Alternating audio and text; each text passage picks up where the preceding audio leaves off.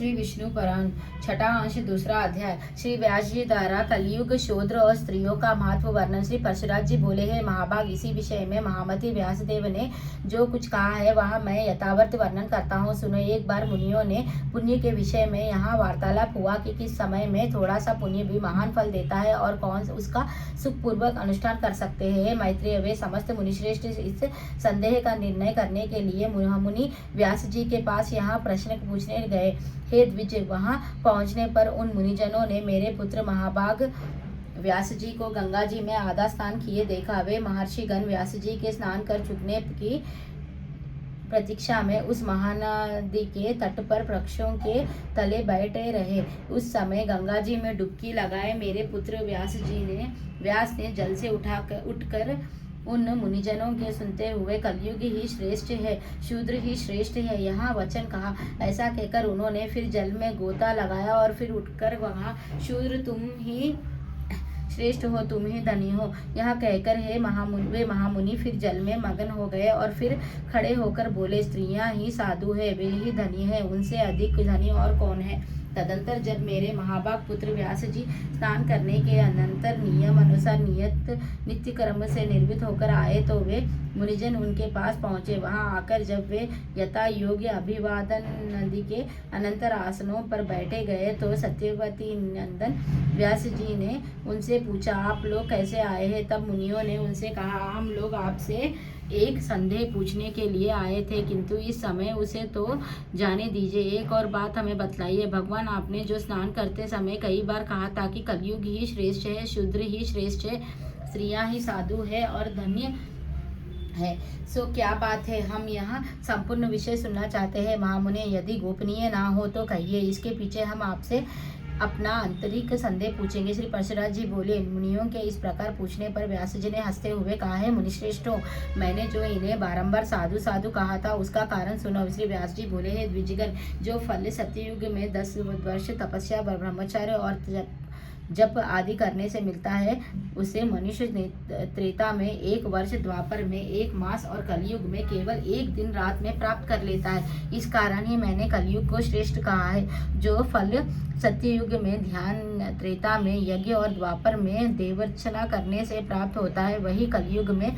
श्री कृष्णचंद्र का नाम कीर्तन करने से मिल जाता है। हे धर्मज्ञगण, कलयुग में थोड़े से परिश्रम से ही पुरुषों को महान धर्म की प्राप्ति हो जाती, इसलिए मैं कलयुग से अति संतुष्ट हूँ। अब शूद्र क्यों श्रेष्ठ है यह बतलाते हैं। द्विजितियों को पहले ब्रह्मचार्य व्रत का पालन करते हुए वेद ध्यान करना पड़ता है और फिर स्वधर्मचरण से उपार्जित धन के द्वारा विधि पूर्वक यज्ञ करने पड़ते हैं। इसमें भी व्यर्थ वार्तालाप, व्यर्थ भोजन और व्यर्थ यज्ञ उनके पत्नी के कारण होते, इसीलिए उन्हें सदा संयमी रहना आवश्यक है। सभी कामों में अनुचित विधि का विपरीत करने से उन्हें दोष लगता है। यहाँ तक कि भोजन और पानादि भी वे अपने इच्छानुसार नहीं भोग सकते, क्योंकि उन्हें संपूर्ण कार्यों में परातंत्र रहती है। द्विजगण, इस प्रकार वे अत्यंत क्लेशस्य पुण्यलोकों को प्राप्त करते हैं, किंतु जिस केवल मंत्रहीन पाक यज्ञ का ही अधिकार है, वह शूद्र द्विजों की सेवा करने से ही सद्गति प्राप्त कर लेता है, इसीलिए वहाँ अन्य जातियों की अपेक्षा धन्यंतर है। हे मुनि श्रद्धालु, शूद्रों को भक्ष्याय भक्ष्य अथवा पयापय का कोई नियम नहीं है, इसलिए मैंने उसे साधु कहा है। अब स्त्रियों को किस लिए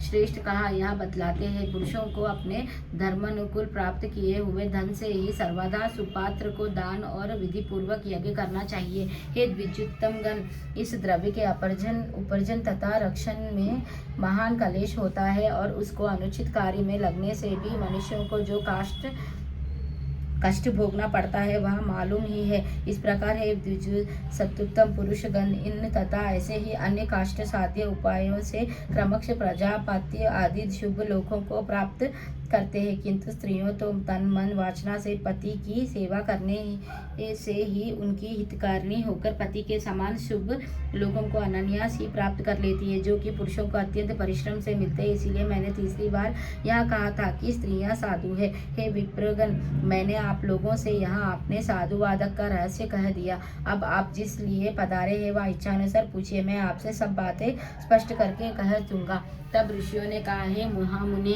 हम जो कुछ कुछ पूछना था उसका यथावत उत्तर आपने इसी प्रश्नों में दे दिया है, इसलिए अब हमें और कुछ पूछना नहीं है। श्री परशुराम जी बोले। तब मुनिवर कृष्ण देवियों ने विस्मय से खिले हुए नेत्रों वाले उन समागत तपस्वियों से हंसकर कहा है, मैं देव्य दृष्टि से आपके इस प्रश्न को जान गया था, इसीलिए मैंने आप लोगों के प्रसंग से ही साधु साधु कहा था। जिन पुरुषों ने गुण रूप जल से अपने समस्त दोष धो डाले हैं, उनके थोड़े से प्रयत्न से ही कलयुग में धर्म सिद्ध हो जाते हैं।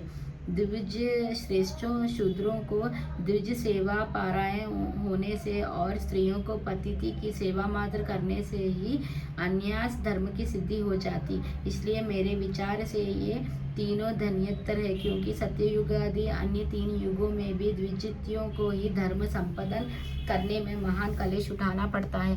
हे धर्मज्ञ ब्राह्मणों, इस प्रकार आप लोगों का जो अभिप्राय था वह मैंने आपके बिना पूछे ही कह दिया। अब और क्या करूं? श्री परशुराम जी बोले। तदंतर उन्होंने व्यास जी का पूजन कर उनकी बारंबार प्रशंसा की और उनके कथानुसार निश्चय कर जहाँ से आए थे वहाँ चले गए। हे महाभाग मैत्रेय जी, आपसे भी मैंने यहाँ रहस्य कह दिया। इस अत्यंत दुष्ट कलयुग में यही एक महान गुण है कि इस युग में केवल कृष्णचंद्र का नाम संकीर्तन करने से ही मनुष्य परम पद प्राप्त कर लेता है। अब आपने मुझसे जो संस्कार के उपसंहार, प्रकृत प्रलय और अवंतर प्रलय के विषय में पूछा था वह भी सुनाता हूँ। इस प्रकार श्री विष्णु पुराण के 6वें अंश में दूसरा अध्याय समाप्त। श्री विष्णु भगवान की जय। श्री लक्ष्मी नारायण की जय।